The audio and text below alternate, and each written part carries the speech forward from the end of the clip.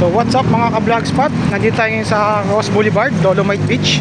Ina-approach natin ang papuntang US Embassy. Ayan, kita niyo ba mga ka-vlog spot?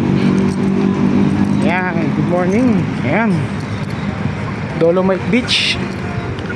Ayan, kita niyo mga ka-vlog spot.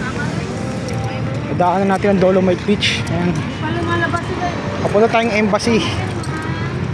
Daming tao sa US Embassy ngayon mga ka-vlog spot. Pila.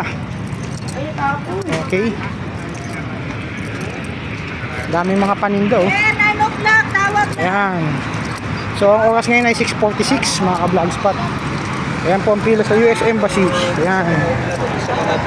Galingon sa MLC. Ayan, mahaba ang pila mga ka-vlog spot.